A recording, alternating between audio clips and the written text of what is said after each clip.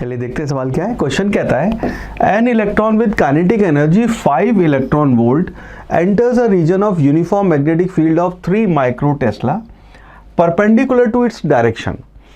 The electric field E is applied perpendicular, आपकी electric field E apply कर रखी है perpendicular to the direction of velocity and direction of magnetic field. The value of E, हमें value बतानी है, यहाँ पे सवाल है अपना। So that electron moves along the same path is, और आपकी हमें इंटीजर वैल्यू बतानी है न्यूटन पर कूलम में ई की वैल्यू क्या होगी। साथ के साथ ये दिया हुआ है कि मास ऑफ इलेक्ट्रॉन हम ले सकते हैं 9 × 10⁻³ किलोग्राम और चार्ज ऑफ इलेक्ट्रॉन 1.6 × 10⁻19 कूलम। ये हम डेटा यहाँ पे यूज़ कर सकते हैं। तो सबसे पहले तो सिचुएशन को समझना है, हो क्या रहा है। ये आपका रीजन है जहाँ पे आपकी इलेक्ट्रिक फील्ड और मैग्नेटिक फील्ड है, और यहाँ पे इस रीजन में एक चार्ज आपका, लेट्स से उसका मास m है, v वेलोसिटी से उसका चार्ज आपका इलेक्ट्रॉन है, बाद में वैल्यू e रख देंगे, but let's say q charge है, ये यहाँ पे एंटर किया है ना। जैसे ही यहाँ पे एंटर करेगा इसके ऊपर 2 फोर्सेस अप्लाई होंगे, बिकॉज इसके पास चार्ज है तो इसके ऊपर इलेक्ट्रिक फील्ड की वजह से आपका फोर्स लगेगा, जिसको आप इलेक्ट्रिक फोर्स होगा QE बोलेंगे। और यहाँ पे मैग्नेटिक फील्ड लगेगा, मैग्नेटिक फील्ड की वजह से फोर्स लगेगा जो Q V क्रॉस B होगा। नाउ ये चार्ज आपका सीधा ऐसे चलते हुए यहाँ पे अपने लिखा है, कंडीशन दी है the value of c so that electron moves along the same path.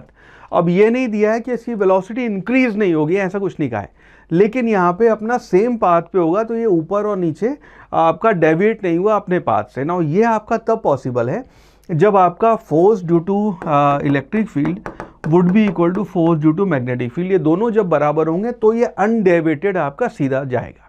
Now इस केस में अगर इलेक्ट्रिक फोर्स को लिखोगे तो that will be equal to QE will be equal to आपका जो मैग्नेटिक फोर्स होगा उसको लिखोगे QV क्रॉस B।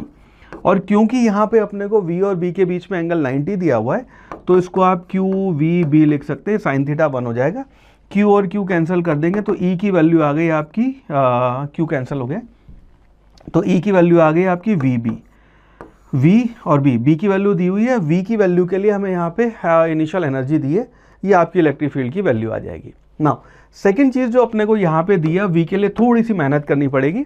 अपने को यहाँ पे दिया हुआ है कि उसकी जो इनिशियल काइनेटिक एनर्जी है, जिसको हम लिख सकते हैं ½ mv²,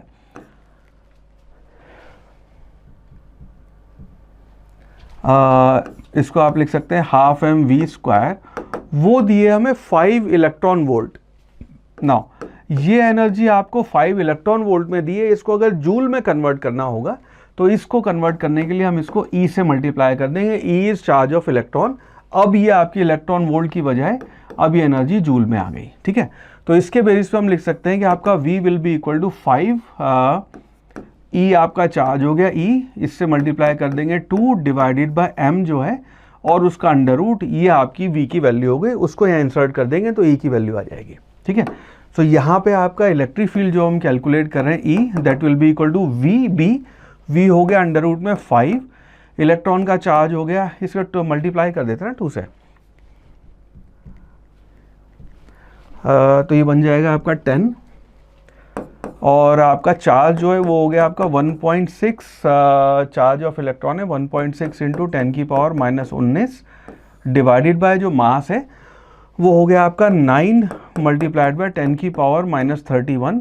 डेटा थोड़ा सा सुंदर बनाया हुआ है, एक्चुअली 9.1 होता है, पर हमें कहा कि 9 ले लो, ठीक है।